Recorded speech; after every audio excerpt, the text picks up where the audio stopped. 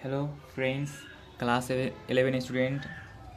यो चाहिँ क्लास 11 को धेरै इम्पोर्टेन्ट च्याप्टर हो। च्याप्टरको नाम चाहिँ यहाँ उल्लेख गरिएको छ, derivative of trigonometric function. Trigonometric फङ्सनको डेरिभेटिभ हामीहरू कसरी गर्ने, यसको बेसिक फर्मुलाहरू यहाँ छ। जम्मा 6वटा बेसिक ट्रिग्नोमेट्रिक फङ्सन छ। ठिक छ, अब हेरौँ। D by dx sine x बराबर कस एक्स।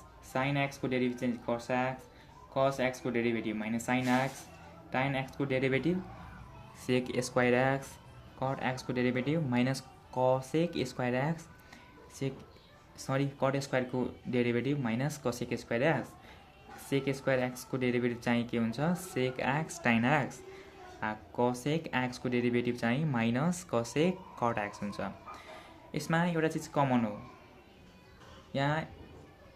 यहाँ माइनस छ, यहाँ माइनस छ, यहाँ माइनस छ, 3 ठाउँमा माइनस छ, बाँकी बाद 3 ठाउँमा के छ, प्लस छ।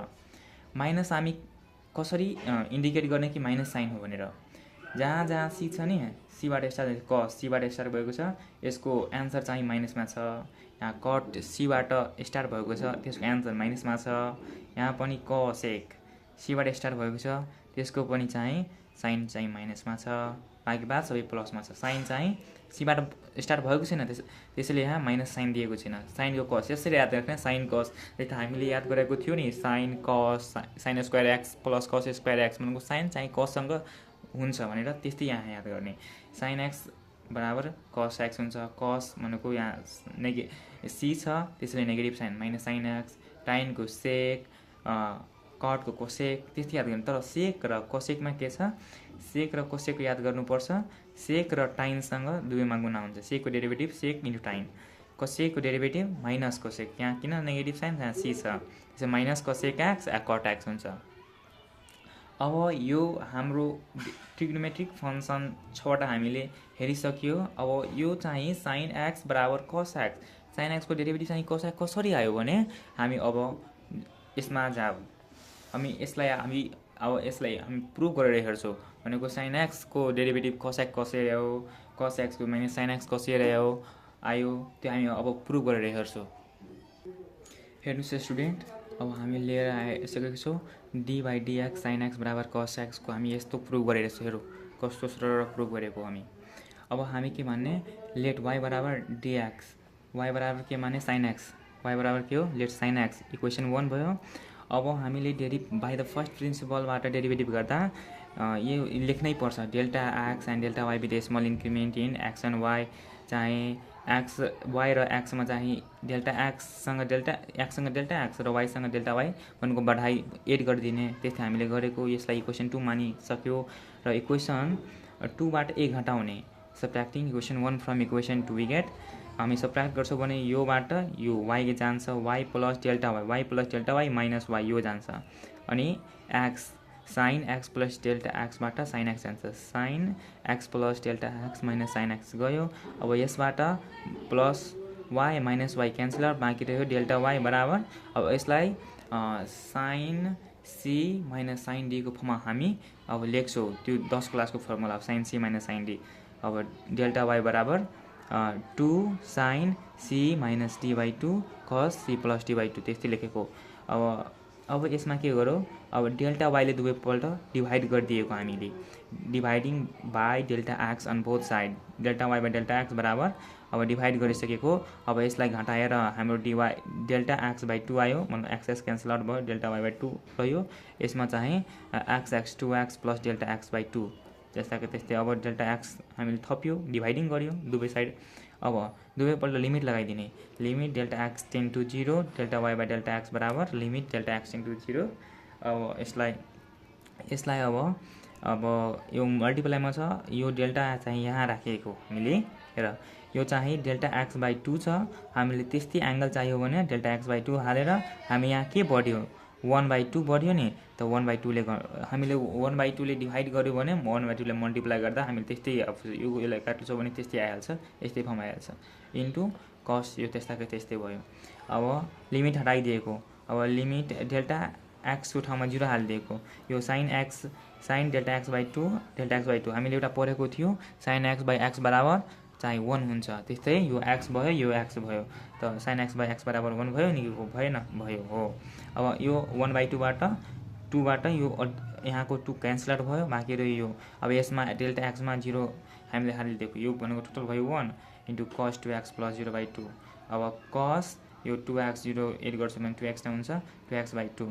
अब 2 क्यान्सल आउट भयो बाँकी रह्यो cos x त हामीले dy/dx y को भ्यालु कति छ यहाँ हेरो y को भ्यालु यहाँ कति छ sin x छ त यहाँ y को भ्यालु हालिदिन्छु यहाँ y को भ्यालु sin x छ d sin x/dx आन्सर कति आयो हामीलाई cos x आयो त cos x हामीले हालेको यो हाम्रो यो प्रुफ भइसक्यो। यो हाम्रो डेरिभेटिभ अफ sin x बराबर cos x हामीले यस्तो प्रुफ गरिसकेछु मजाले हेर्ने यो एक दुईचोटि प्र्याक्टिस गर्दा भइहाल्छ। यस्तै खालको हामीले फर्स्ट प्रिन्सिपलबाट यस्तै खालको हामीले हिसाब पनि गर्नुहुन्छ।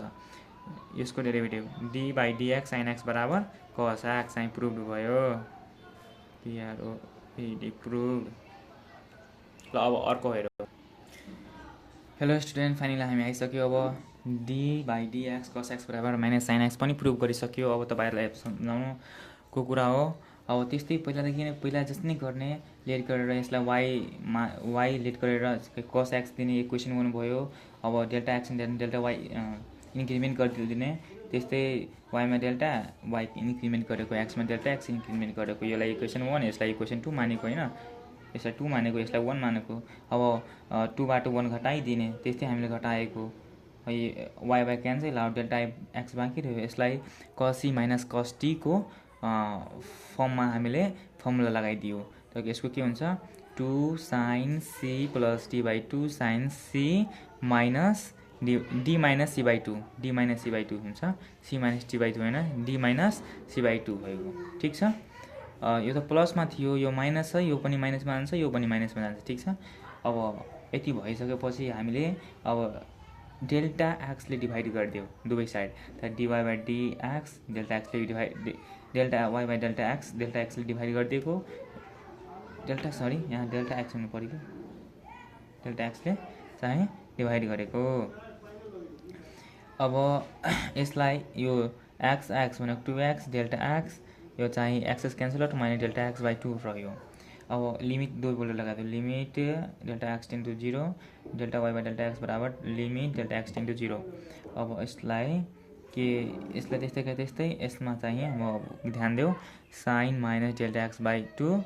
अब यसलाई हामीले एंगल मिलाउनु पर्छ तब हामीले sin x/x बराबर हामीले थिच्न सक्छौं। त्यसले एंगल मिलाउनु माइनस छ भने माइनस डेल्टा x/2 दिएको त्यस्ताको त्यस्तै यसमा के बढ्यो त -1/2 त -1/2 ले गुणा गरिदिएको मल्टिप्लिकेसन गरिदिएको हैन। अब यहाँबाट 2 बाट यो 2 क्यान्सल आउट भयो यति भनेको 1 भयो 1 इन्टु यति भनेको यतिकै हुन्छ। यहाँ माइनस छ भने यहाँ माइनस आइहाल्छ यहाँ माइनस आइहाल्छ यहाँ माइनस छ भने यो माइनस यहाँ आइहाल्छ त्यस माइनस sin 2x + 2। अब डेल्टा टेन्ड्स टु 0 थियो भने 0 हामी हालेको डेल्टाको ठाउँमा 0 हालेको। अब 0 + 2x भनेको 2x नै हुन्छ 2x बाट x गर्छौ भने x बाँकी रहन्छ -sin x जुन चाहिँ हाम्रो प्रुफ भयो dy/dx बराबर d cos x/dx बराबर -sin x।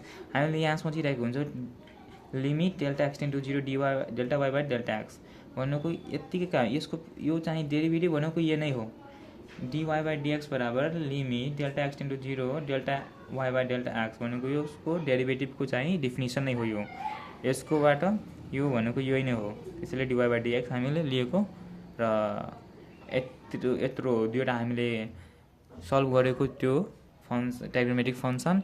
अब चाहिँ चारवटा चाहिँ अर्को भिडियोमा हामीले तपाईहरुलाई बताउने छौं। धन्यवाद। आजको लागि यतिकै नै।